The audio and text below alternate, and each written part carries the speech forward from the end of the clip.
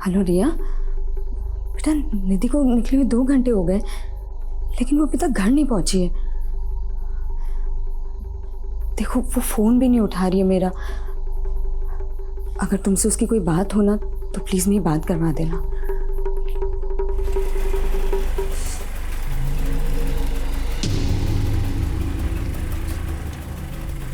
निधि, कहाँ थी तू? कब से फोन ट्राई कर रही हूँ। तुझे पता मैं कितना डर गई थी और मेरा फोन क्यों नहीं उठा रही थी तू? माँ, मैं ड्राइव कर रही थी। अरे ड्राइव कर रही थी तो क्या हुआ, एक बार फोन तो देख सकती है ना। माँ, तुम इतना डरती क्यों हो? एक काम करो, तुम ना योगा किया करो। देख निधि, ये बात ना मजाक में तू।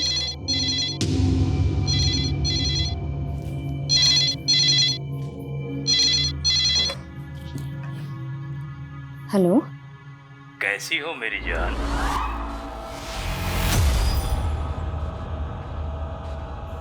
कौन कौन बोल रहा है? 11 जून 2001 की रात याद है ना? मैं लौट आया हूँ, जल्दी ही मिलूंगा तुमसे मेरी जान। क्या हुआ मम्मा?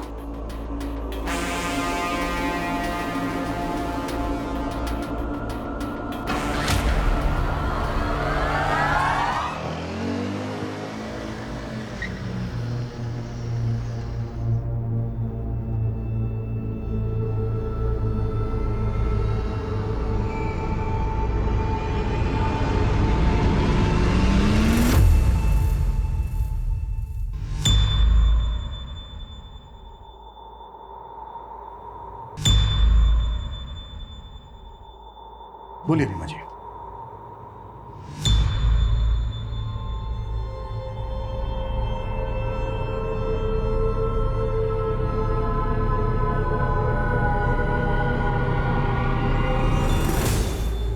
रीमा जी, अगर आप कंफर्टेबल नहीं हैं तो इट्स ओके, हम फिर किसी दिन बात कर सकते हैं। सर, मेरी माँ का हुआ था 18 साल पहले।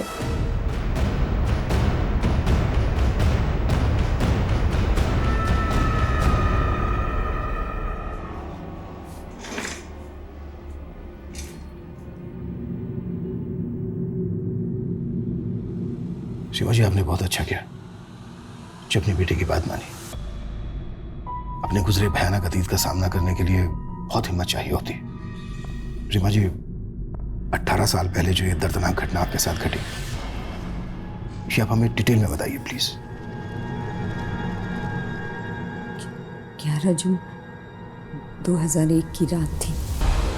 उस घटना के 18 साल के बाद उस आदमी ने अचानक से कॉल किया अब आपको? जी।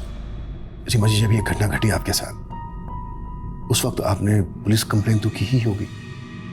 जी, प्रतापनगर थाने में करवाई थी। तब इंस्पेक्टर मुकेश राठौर इंचार्ज थे। प्रतापनगर पुलिस स्टेशन से कांटेक्ट करो। सर,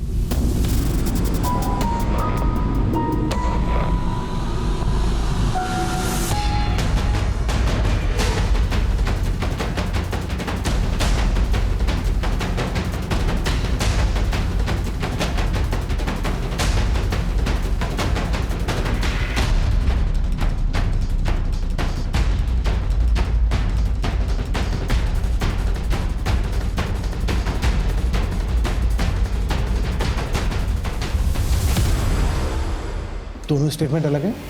मतलब? या सर, ये रीमा का रीसेंट स्टेटमेंट है जो उसने हमें दिया है, और ये 2001 का स्टेटमेंट है।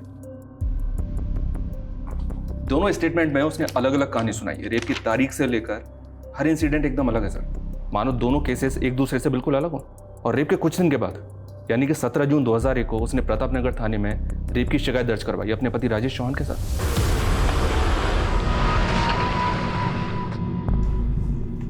बोलिए रीमा जी, डरिए मत।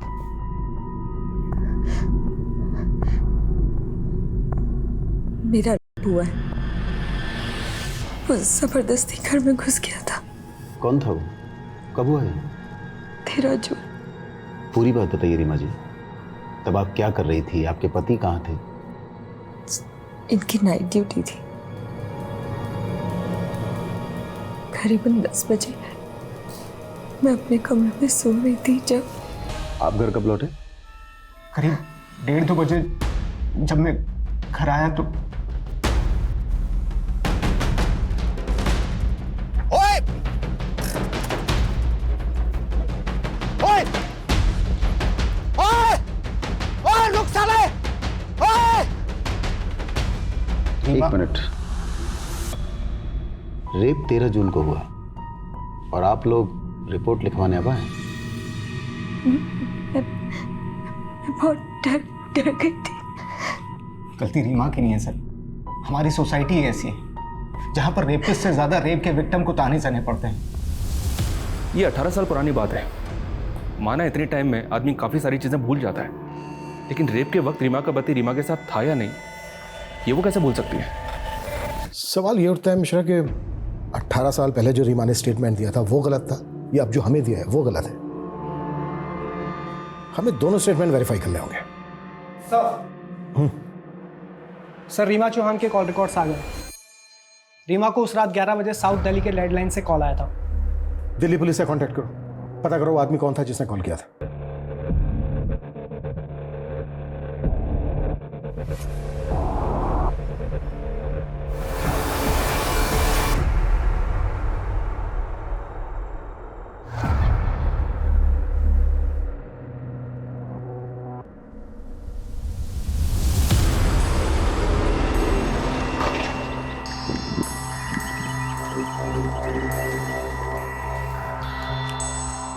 चेक करो।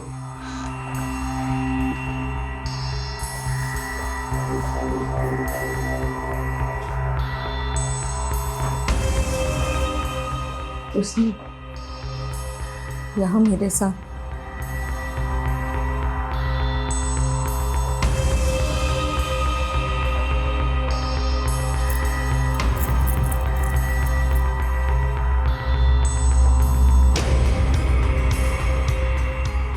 अच्छा, आपने बताया कि उसने गमछे के टुकड़ों से बांधा था।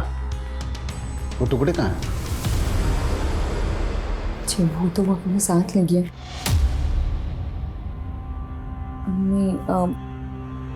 नहीं शायद एक मिनट सर, यहाँ शायद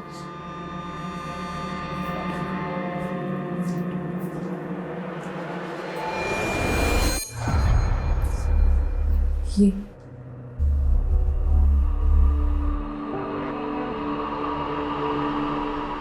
रीमा के मेडिकल एग्जामिनेशन में ऐसा कोई सॉलिड एविडेंस नहीं मिला जिससे प्रूव हो सके कि रीमा का रेप हुआ है।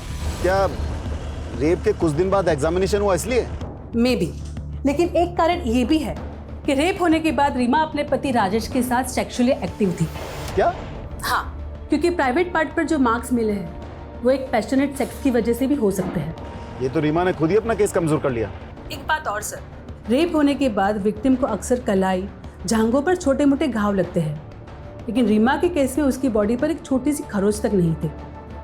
इट्स स्ट्रेंज, क्या रीमा ने बिल्कुल भी रेजिस्ट नहीं किया होगा?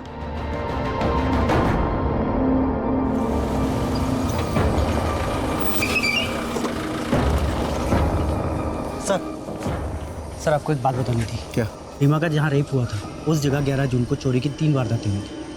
रीमा की केस से कोई कनेक्शन लगता है? सर चोर की कदकाठी रीमा के रेपिस्ट से मेल खाती है और एक विटनेस का कहना है कि उस चोर ने गमछा भी पहन रखा था। चोरियां हुई 11 जून को और रेप हुआ 13 जून को।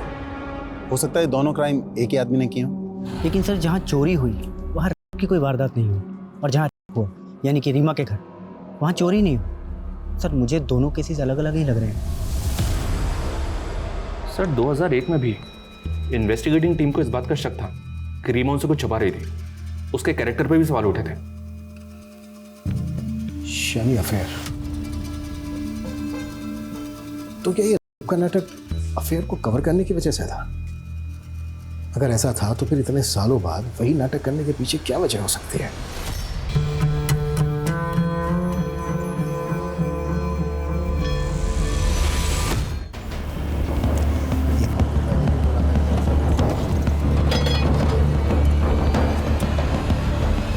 सर आप हम लोगों पर ही शक कर रहे हैं। मेरी बीवी के साथ गलत हुआ सर, और आप लोग। राजेश, मैं तुम्हारा फ्रस्ट्रेशन समझता हूँ, पर सवाल खड़े हो रहे हैं। तुमने एफआईआर फाइल करने में देरी की। सर मैंने बताया था ना कि रीमा डरी हुई थी। यही नहीं, रीमा का रेप होने के बाद भी तुम और रीमा सेक्सुअली एक्टिव थे। ये कोई मामूली बात नहीं है राजेश। तब मुझे पता ही नहीं था कि रीमा के साथ में रेप हुआ है। क्या? उस रात जब मैं गमछे वाले आदमी के पीछे भागा, वो हाथ नहीं आया, तो मैं भागकर घर वापस आया। मेरे को बहुत चिंता हो रही थी रीमा को लेकर। रीमा, रीमा, राजेश, रीमा, राजेश वो डरने की कोई बात नहीं। भाग गया वो। तुम्हें कुछ हुआ तो नहीं? ठीक तो ना? तुम चिंता मत करो, मैंने अपने आप को बाथरूम में बंद कर लिया था। थैंक गॉड, गॉड तुम्हें कुछ हुआ नहीं। वरना रीमा को देखकर लगा ही नहीं कि उसके साथ किसी ने जबरदस्ती की है। लेकिन कुछ दिन बाद, अरे रीमा जल्दी बाहर निकलो यार, लंच बॉक्स दे दो, लेट हो रहा हूं।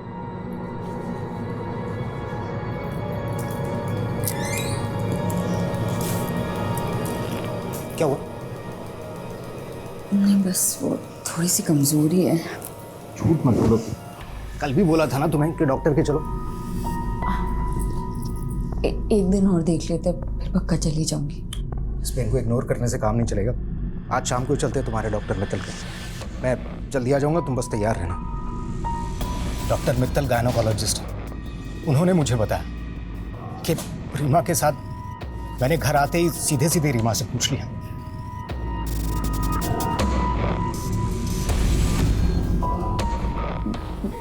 मैं डर गई थी, मुझे लगा था कि आप मुझे छोड़ दोगे। इतना भी भरोसा नहीं था मुझ पर। भूल हो गई। अरे भूल तुम्हारी नहीं है, तुम्हारे साथ गलत हुआ है। उस कमीने को तो छोड़ूंगा नहीं मैं। रीमा, हम पुलिस के पास जाएंगे।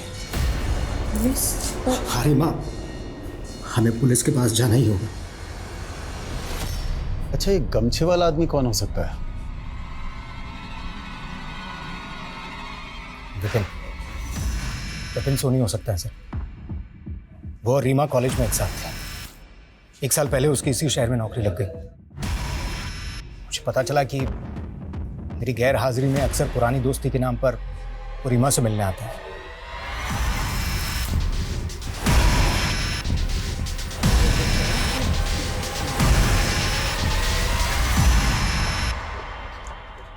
जगन, सर। पूजा दहिया रेप केस की फाइल निकालो। जी सर।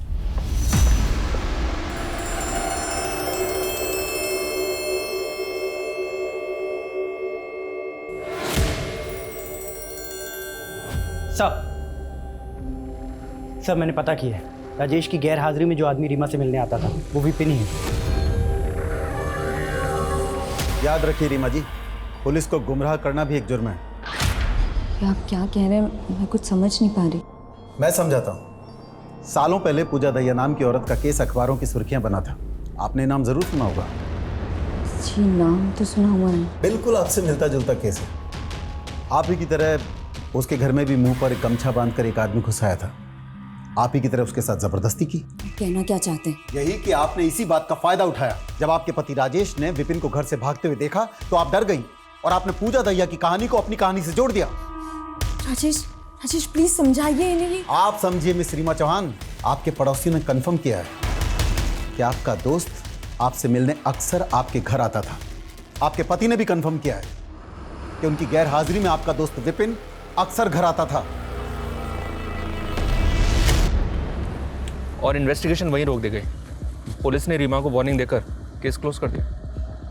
यानी विपिन सोनी से पुलिस ने बात की नहीं, जिसके साथ रीमा का अफेयर होने का शक था। जी, और अब तो इस केस के investigating officer Mukesh ji retired हो चुके होंगे। हालांकि उनके घर का एड्रेस पता करने के लिए बोल दिया मैंने। कहानी एक ही है, लेकिन सब अपना अपना वर्जन सुना रहे हैं और अपने वर्जन में हर कोई सही होता है। रीमा से एक बार और मिलते हैं, देखते हैं इस बार क्या कहानी सुनाती है।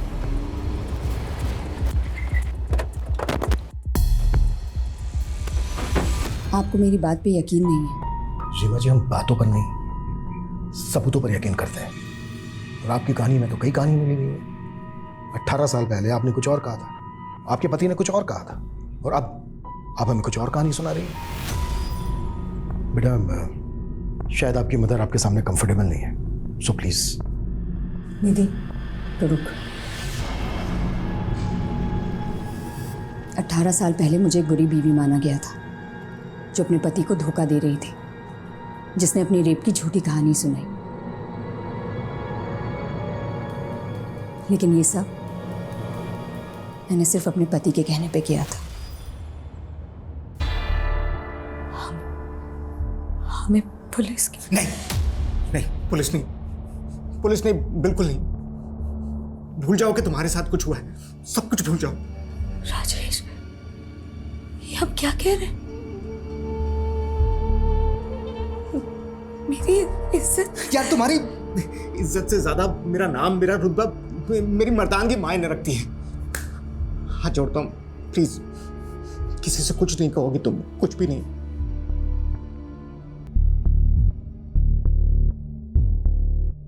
रीमा, ये इंजरीज नॉर्मल नहीं है। बताओ मुझे क्या हुआ है? कुछ भी। रीमा, तुम कुछ छुपा रही हो ना? आप क्यों जिद कर रही हैं? रीमा के लिए यही सही है कि वो सब कुछ भूल कर। ये भूलने वाली बात नहीं है राजेश। रीमा के साथ जो हुआ है वो गुनाह हुआ है और गुनहगार को सजा मिलना जरूरी है। तुम उसके पति हो, तुम्हें उसका साथ देना चाहिए। और अगर तुम में हिम्मत नहीं है तो मुझे कह दो, मैं इसे पुलिस स्टेशन लेके चली जाऊंगी। नहीं नहीं, आपको कुछ करने की जरूरत नहीं है। मैं ले जाऊंगा रीमा को पुलिस के पास। मजबूरी में राजेश को मुझे पुलिस स्टेशन ले जाना पड़ा, लेकिन वहां उसने मुझे पूरा सच नहीं बताने दिया। मेरा हुआ ये सच है, लेकिन उस वक्त राजेश वहां नहीं था, ये झूठ। चलो माना, आपने अपने पति के कहने पर झूठी गवाही दी, लेकिन आपने के तुरंत बाद अपने पति के साथ फिजिकल रिलेशन बनाए। ऐसा क्यों? अगर सही वक्त पर मेडिकल एग्जामिनेशन हो जाता तो रेपिस्ट को पकड़ने में आसानी होती। वो फिजिकल रिलेशनशिप मेरी मर्जी से नहीं बनी थी। उस आदमी ने तो सिर्फ मेरे शरीर को दर्द दिया था। लेकिन राजेश, और जब आप डॉक्टर से मिली तो आपने डॉक्टर को अपना सारा सच बता दिया। कुछ सोचा नहीं था सर, बस जिसने थोड़ी सी हमदर्दी दिखाई उसके सामने दिल खोल के रख दिया। तो जो आपके पति ने दिखाया, पुलिस ने उसी को सच मान लिया और आपका सच सामने नहीं आया। आता कैसे? पुलिस ने ना कभी डॉक्टर ना कभी विपिन से कोई बात की। विपिन कभी आपसे मिलने आया था? नहीं, विपिन पे बहुत प्रेशर बन गया था, इसलिए वो शहर छोड़ के चला गया था। लेकिन आपके पड़ोसियों ने तो उस वक्त बयान दिया था कि आपका होने के बाद विपिन आपसे मिलने आया था। ये भी राजेश की चाल थी। विपिन अच्छा लड़का था, हंसमुख था। राजेश ने कहा था कि वो विपिन को मेरे पास भेजेगा ताकि मेरा मन बहल जाए, पर बाद में समझ आया ये सिर्फ राजेश का प्लान था ताकि सबकी नज़रों में मैं झूठी बन जाऊं। और वही हुआ। एक विक्टिम से ना सोसाइटी यही एक्सपेक्ट करती है कि वो मजबूर दिखे, दुखियारी दिखे। अगर वो थोड़ा सा हंस ले, नॉर्मल जीने की कोशिश करे, तो पता नहीं क्या चुप जाता है लोगों को। पूजा दहिया को जानती हैं आप? पहले आप ही के इलाके में रहती थी। उसके घर में भी एक आदमी ठीक आप ही के घर की तरह चेहरे पर गमछा बांध के घुस गया था। जी, मैंने सुना तो था कि पूजा दहिया के केस में किसी को अरेस्ट किया गया। पूजा दहिया का केस स्टडी किया था तुमने? जी सर, और मुझे ऐसा लग रहा है कि पूजा दहिया और रीमा चौहान का केस आपस में कनेक्टेड है। तो क्या उस आदमी ने पूजा दहिया से भी कांटेक्ट किया होगा? इतने सालों के बाद वो अपने विक्टिम को कॉल क्यों करेगा?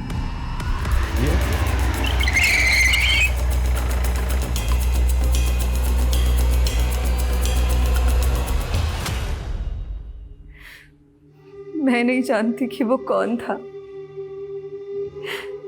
उसने अपना चेहरा गमछे से छुपा रखा था। उसके बोलने का तरीका, उसके कपड़े या फिर ऐसा कुछ जो आपको अलग लगा हो? अंकल, उस आदमी ने मुझे कुछ लिखने को दिया था। बात बात पर मुझे छड़ी से मारता था, मुर्गा बनाता, बहुत जलील करता था मुझे। रवि, फिंगरप्रिंट्स कलेक्ट करो और फॉरेंसिक टीम बुलाओ। सुअर के बच्चों, तुम्हें कोई फिंगरप्रिंट नहीं मिलेगा। ऐसा कहा था उसने बोलने के लिए मुझे।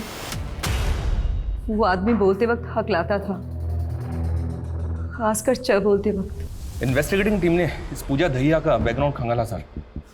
पूजा की फैमिली में दूर दूर तक कोई भी टीचिंग प्रोफेशन में नहीं था। शायद गुमराह करने के लिए लेटर लिखवाया गया हो। पहली टीम का भी यही मानना था। लेकिन ये भी तो हो सकता है कि उसने अपनी आप बीती लिखवाई हो। शायद उसके बचपन में उसके साथ कोई भयंकर हादसा हुआ हो। रेपिस्ट ने नकुल से और भी कुछ लिखा था, ये देखिए। सबसे पहले पूरा घर सर्च करेंगे, दरवाजे देखेंगे, तेरी माँ का बयान लेंगे, तेरा बयान लेंगे। ये जो कोई भी है पुलिस प्रोसीजर को बहुत अच्छे से जानता है, एक एक चीज लिखवाई है। मतलब ये पुलिस वाला भी हो सकता है, या फिर कोई ऐसा जिसका अपना पुलिस में हो, या फिर रहा हो। सर रीमा के केस के आईओ मुकेश राठौर का एड्रेस मिल गया है। रिटायर होने के बाद वो यहीं जयपुर में सेटल्ड है। लाइमलाइट के लिए? ये क्या कह रही है तू? मैं नहीं, नेबर्स, रिलेटिव सब यही बोल रहे हैं। देख, लोग कुछ भी कहें, लेकिन तू तो मुझ पे यकीन करती है ना। तुझे भी लगता है कि मैं झूठ बोल रही हूँ?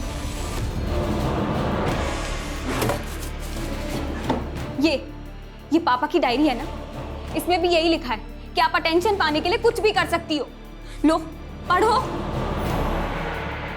निधि, तूने अपने पापा को ना सिर्फ फोटोज में देखा है। फोटोज में लोगों की सोच, उनकी नीयत के बारे में कुछ पता नहीं चलता बेटा। बच्चा गिरा दो?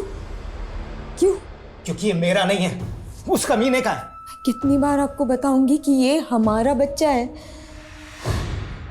ये मुझसे बेहतर और कौन जान सकता है? अरे मुझे कुछ नहीं पता, गिरा दे ये बच्चा, हम दूसरा कर लेंगे। बहुत कोशिश की तेरे पापा ने मेरा अबॉर्शन कराने के लिए, लेकिन कोई डॉक्टर राजी नहीं हुआ। एक दिन तो तेरे पापा ने मुझे सीढ़ी से धक्का तक दे दिया था।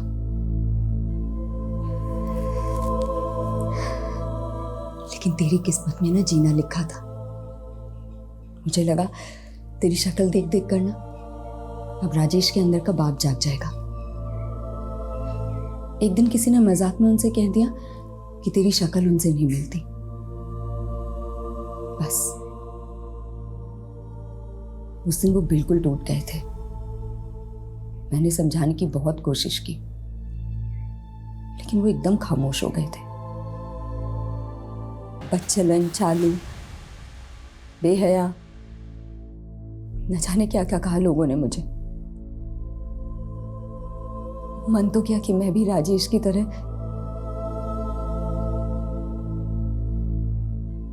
लेकिन तेरा चेहरा देखकर हमेशा रुक जाती। मैं ये सब कुछ ना एक बुरा सपना सोचकर भुला चुकी थी, लेकिन अब वही सब कुछ हो रहा है मेरे साथ। मैं ये सब सहन कर सकती हूँ, लेकिन दुख इस बात का है कि तू भी मुझ पे यकीन नहीं करती।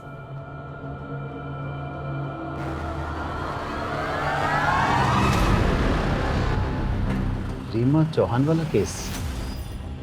हाँ याद है मुझे। इस मामले में हमसे जो कुछ बन पड़ा हमने किया। यहाँ तक कि 2003 में अलग अलग पेट्रोलिंग टीम बनाई उस लोकेलिटी पर नजर रखने के लिए। और एक रात रुक रुक, गाड़ी पीछे ले। जी सर। रुक। कौन है वहां? क्या कर रहा है? रुक वरना गोली मार दूंगा। रुक, इधर आ, पास में।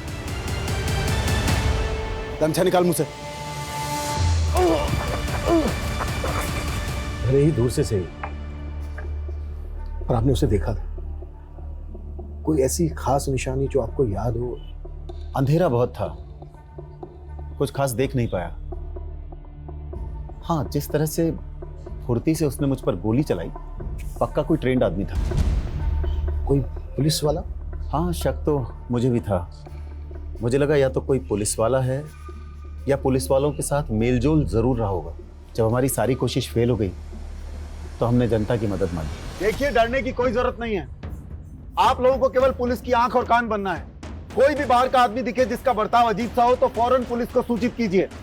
उसे पकड़ने की कोशिश मत कीजिएगा क्योंकि उसके पास गन है। इंस्पेक्टर साहब, गन हो या तोप, एक फौजी किसी से नहीं डरता है।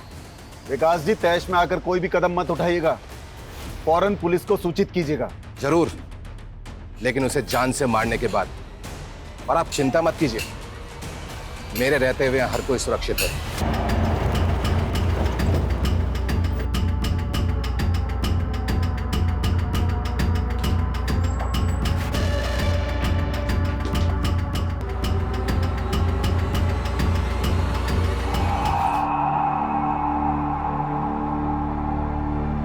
हमने 3-4 स्केच बनवाए। हैरानी की बात यह थी कि उनमें से एक स्केच हमारे खबरी अंगद से मिलता जुलता था। आपने अंगद को अरेस्ट किया था? फौरन धर दबोचा। तलाशी लो उसके घर की। साहब, घर का कोना कोना छान मारो। साहब, मेरे घर की तलाशी क्यों ले रहे हैं साहब आप? साहब,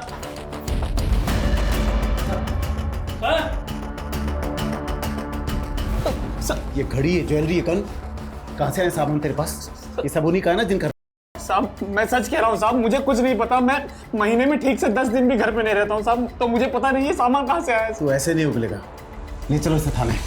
तो फिर अंगद को आपने रीमा के केस से कनेक्ट क्यों? कैसे करते? एक तो अंगद ने कभी अपना जुर्म कबूल नहीं किया, दूसरे रीमा तब तक अपनी बेटी के साथ शहर छोड़कर जा चुकी थी। हाँ, इस बात का सुकून है कि मेरे ट्रांसफर होने से पहले ये केस क्लोज हो गया। 18 साल के बाद उस आदमी ने फिर से रीमा से कांटेक्ट किया। क्या? यस। आपको क्या लगता है, क्या ये अंगद हो सकता है? अंगद कैसे हो सकता है? अंगद तो 2013 में जेल में मर गया, दिल का दौरा पड़ा था उसे। सर, अंगद को मरे हुए पूरे 6 साल हो चुके हैं। ये रीमा चौहान ये सब नाटक पब्लिसिटी के लिए कर रही है फॉर श्योर। कैसी पब्लिसिटी? क्या मिलेगा उसको पब्लिसिटी करके? एक बार को अपने बारे में ना सही, पर कम से कम अपनी बेटी के बारे में तो सोचे। और वैसे भी ये तो कंफर्म है ना कि उस रात रीमा को कॉल आया था। हेलो, कैसी हो मेरी जान? ये भी तो हो सकता है सर, कोई कॉपी कैट। चांसेस बहुत कम है। चलो मान लेते हैं कि मुजरिम अभी भी फरार है। वक्त के साथ उसका काम करने का तरीका भी बदला। पहले चोरी, फिर रेप, उसके बाद मर्डर्स। जब रीमा का रेप हुआ तब उसकी उम्र होगी कोई 35-37। तो इस वक्त उसकी उम्र होनी चाहिए 52 से 55 के बीच।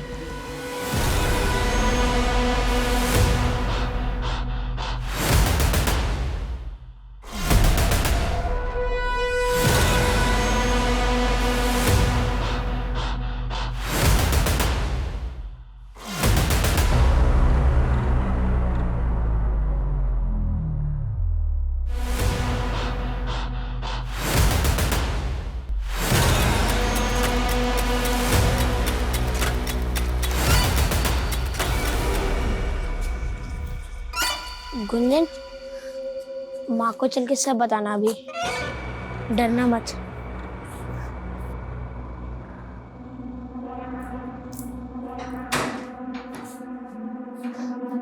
आ गए तुम लोग खेलकर? आ जाओ, भूख लगी होगी है ना?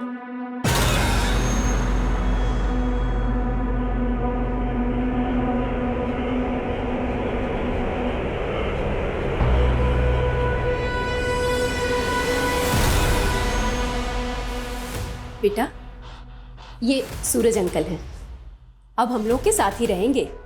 नमस्ते करो।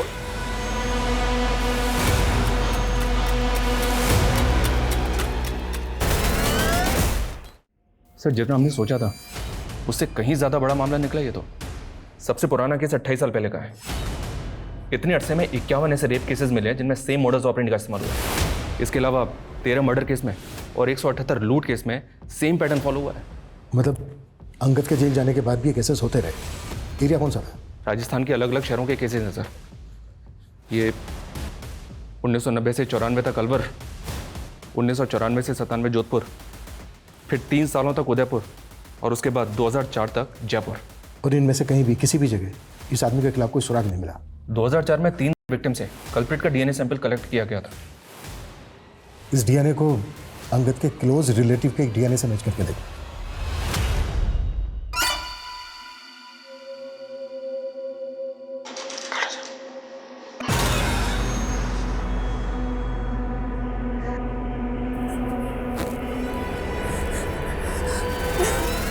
सर डीएनए सैंपल अंगद के भाई से मैच नहीं हुआ। बेचारा अंगद पूरी जिंदगी जेल में खत्म हो गई। एनीवे, डीएनए सैंपल है हमारे पास। एक काम करो, जितने भी मॉलेस्टर रेपिस्ट हैं उनके डीएनए से मैच करो। Okay sir.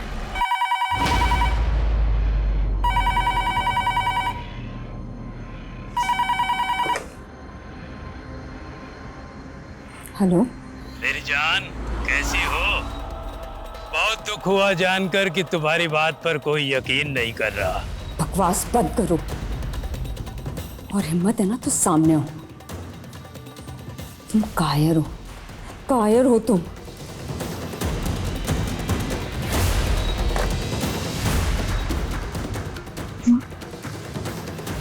बोलोगे भी, क्या बोलना है तुम्हें?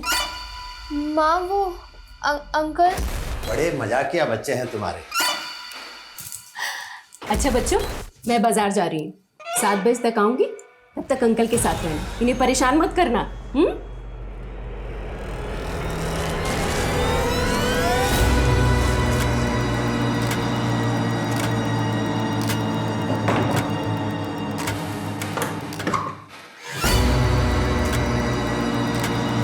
सर डीएनए अलवर के कैदी से पार्टली मैच हो रहा है, लेकिन इसकी उम्र तो 30 साल है।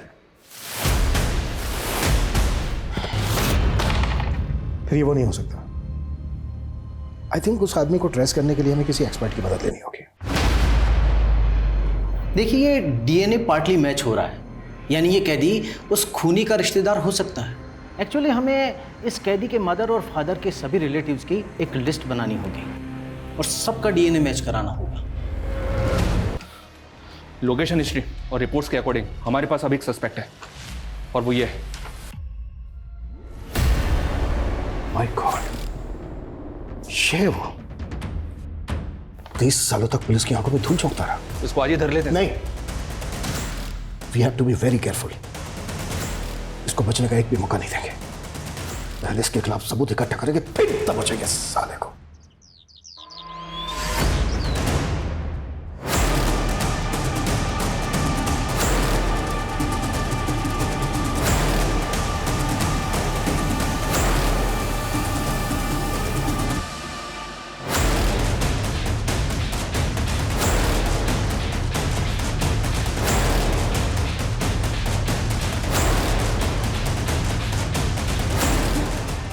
नजर बना के रखो उस पर, कुछ भी हलचल हो तुरंत मुझे इन्फॉर्म करना। सर। ओके, हमेशा। रिपोर्ट आ गई।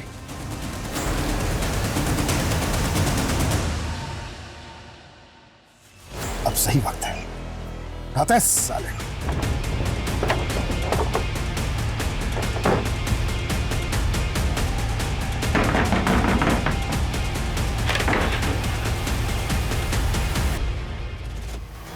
तीस सालों तक पुलिस की आंखों में बहुत धूल झोंकी है तूने।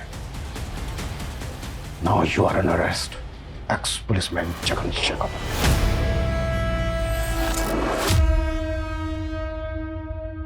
तेरे साथ गलत हुआ, इसलिए तो दूसरों के साथ भी गलत कर रहा था। बचपन में जो मेरे साथ हुआ, उस सदमे से उभरने के लिए मैंने छोटी छोटी चोरियां करना शुरू कर दिया। उसके बाद लोगों के घरों में घुसकर कुछ चीज़ें ले आता, फिर घरों में घुसकर सिक्के चुरा लाया। और ये काम मैंने पुलिस में आने के बाद भी चालू रखा। रेप करना कब से शुरू किया? 2000 से। पूजा ने क्या बिगाड़ा था तेरा? गलती पूजा की नहीं, पूरी औरत जात की है। उसी साल दिल टूटा था मेरा। कुछ दिन तो सब कुछ ठीक चलता रहा, लेकिन एक दिन वो मुझे छोड़कर किसी और के साथ चली गई।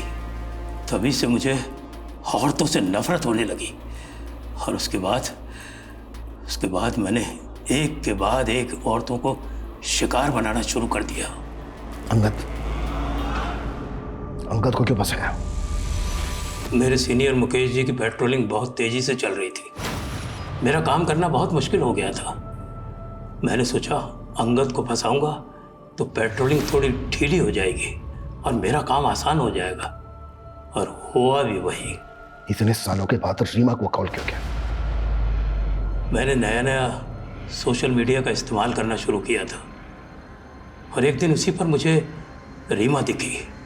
मैंने उसका पीछा किया और मैंने उसका टेलीफोन नंबर उसके पड़ोसी से ले लिया। मैं सिर्फ उसे डराना चाहता था।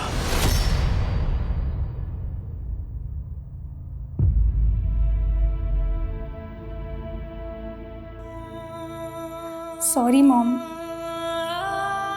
मैं गलत थी। आपने मेरे लिए कितने सैक्रिफाइस किए और मैं नहीं, बल्कि तूने मुझे हिम्मत दी है वापस लड़ने की। अपना जगन जैसे लोगों का खौफ है और नई सोसाइटी के तानों की फिक्र। अब देखना, मैं अपनी बाकी की जिंदगी ना एकदम बेखौफ जीऊंगी।